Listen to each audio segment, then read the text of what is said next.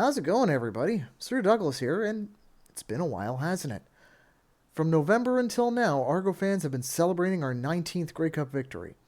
Nonetheless, here we are on the pretty much preseason for us begins tonight. Training camp is underway, and the kings of football are seeing usurpers throughout the league who want our throne. But how do we get to this point? So it's time. Let's do a wee little off-season recap before we start getting into the realities of the preseason. So the work for this team began pretty much after we cleaned up all the confetti from Maple Leaf Square after our celebration. First major thing coming up, free agency, and just like every year, there's always that sense of panic that most fans feel whenever their favorite player hasn't been re-signed to the club. I know I've felt it more times than many. But in this case, I think a lot of people were feeling that. Coach Demetrius Maxey, who had the defensive line firing on all cylinders last season, he left to go to the Edmonton Elks, and he took the majority of the defensive line with him, plus a couple of extra people. Let's be honest. So 109th Cup hero Robbie Smith, Jake Serezna, Jared Brinkman, Royce Metier, all gone to the land of Everwinter and Never Christmas. Outside of that, well, we also had Ralph Hawley. He went to the Cleveland Browns. For the love of God, why would you put yourself through that torture? And Flo Romolade, he actually got traded over to Calgary, and we got Cameron Judge back, who is going for a second stint as the son of Kratos. And then there was Deshaun Amos, who got allergic to winning these things and decided to go to Hamilton to join Jamal Peters and a bunch of other guys who were with the Argos back, I think, about 2 years ago. And then there was there was also Robert Priester. He headed to Ottawa with Tunde Adeleke and Dan Adeboboye. He was by a trade, though. But Tunde Adeleke, he actually retired. He got to Ottawa and just said, nah, I can't do this anymore. I'm going to retire. So Dejon Allen, one of our offensive linemen, got traded to BC for Ryder Vargas. And then Gregor McKellar, he also joined the exodus out to Edmonton. Now, I understand that when you see all of this, there is a sense of panic. I mean, I think it's understandable. However, I would argue that our GM has earned the trust of the fans to properly retool this team, despite having all this happen. A record of 46-22 since the pandemic restart, and a 29-9, including playoffs record at BMO Field, as well as 2 cups in 3 years, should give you that confidence that they know what they're doing. This isn't like the reigns of Jim Pop in 2017, or the reign of Jim Barker reign of Jim Pop post 2017, or Jim Barker post 2012. This feels different than that. This feels way different than that. Michael Clemens has been successful with this club at all levels, and we as fans have to show that we have faith and trust that he will make the right decisions. And some of those decisions, re-signing Janarian Grant, Wynton McManus, John Haggerty, Grey Cup MOP Nick Arbuckle, the insurance policy, DeMonte Coxey, Tavares McFadden, and others. And then when we went shopping, we got Will Sunderland, Celestin Haba, Hergy Mayala, Ciante Evans, Darius Bratton, Kevin Brown, and more. The fact that we've had to significant retool every year to stay on top of our game because everyone else in the league wants what we have, and that should be a compliment to us. Once the free agency period, however, died down, we had a new commissioner pop up. Stuart Johnson, formerly the president of TSN, no conflict of interest with the media rights negotiations upcoming there, became the 15th commissioner of the league following an 8-year stint by Randy Ambrosi, who had to shepherd this league through perhaps through the toughest time in its survival. Now, for the record, I know some of you are going to say, well, what about the Spanish flu pandemic and World War One and World War Two?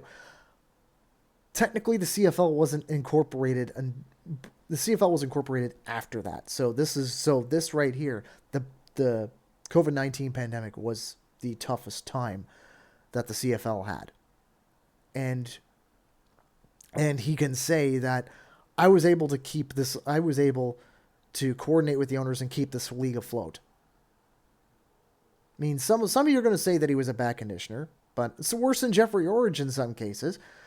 But at least he. But I mean, commissioners aren't meant to be liked, to be honest. I thought he did a good job. He tried to get the 10th team. Unfortunately, it didn't quite work.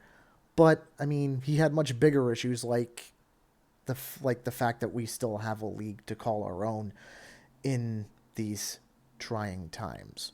After that, then, well, the new commissioner got to work right away, because now it comes to the point where my knowledge of football is weakest, and that's the draft. As someone whose draft grades in Madden always average about a D, trying to analyze this is going to be futile for me. It's going to be a futile effort. However, I mean, through a tiny bit of research, I'll try to soldier on. For those of you who don't know, in the CFL, we have two significant drafts here. We have the global draft, which goes first, and that's usually a couple of rounds to get players from across the world, and then of course you have the main draft, which is where we would have the players that would be classified as nationals to come in. This year, 8 out of a possible 18 global selections were Australian punters. Obviously, they saw what happened with John Haggerty and decided, hey, we want in on that. So, the Argos, however, they decided to buck the trend. And did not select any Australians in this draft. The Argos this year in the global draft went with an Austrian offensive lineman and a Tongan defensive lineman. As someone who is a professional wrestling fan from the 1980s, I hope he makes the team. Because that would push our defensive, just him being on the line, would push our defensive toughness up to about 15 or 16 out of 10. Shout out to King Haku. As for the national draft, however, the Argos being the reigning and defending champions, they'd be picking last in all the rounds. At least if this were normal. This wasn't a normal draft. Edmonton forfeited their first and their 8th round picks after selecting Zach Mathis and Antonio Alfano in last year's supplemental draft. BC tried to get themselves into the Grey Cup last year and didn't really make it past the semifinal, but they did it so hard that they violated the cap by over $300,000. Say what I know a lot of you. I know there's going to be some of you watching and saying, "Well, what about the Argos? They were over the cap." We were over the cap, but we weren't over by that much. It's okay to be over a little bit, but not by that much. Anyway, so due to that, BC forfeited their first 2 picks in this draft, and Calgary, who had the highest waiver priority, fell right into it, and they were able to, and they got the first and 8th picks, so 2 first-round picks in this year's draft. As a result of all this, Toronto actually moved up to 7th. Not bad. And with that pick, we got Jeremiah Ojo from the University of Montreal. Coach Dinwiddie was quoted in Mike Hogan's article for Argonauts.ca. Highly recommend you read that if you don't know anything, if you're still wondering about the draft. He was quoted to say, "We like the way he can bend the edge, his pass rush skills, his willingness to play the run game as well.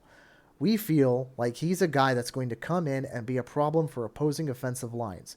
He's an impact player, and in round 1, you always want to get a guy who can play meaningful snaps in year 1, and we feel like he's that guy." Now, did a small deep dive on what Jeremiah Ojo brings. two-time U Sports first team defensive all-star, three-time RSEQ first team defensive all-star. This kid's a baller. And yeah, this year, yeah, he was a little bit late coming to camp, but I mean, he showed up I think a couple of days late, but that was because he had an NFL tryout that he did, and he decided to come back up here, and he bought in, and here we go. I look forward to seeing what this kid can do. I mean, if he's anything like Kevin Mittal, who I thought was going to be a superstar after the preseason game against Hamilton and Guelph last year, I think it's good. This could turn out to be a fabulous pick. In the second round, they got Paris Shand from LSU. Only issue here is that the Buffalo Bills got to him first, so it was a little bit of a gamble to get him because, well, I mean, if he gets an NFL job, he's not coming here.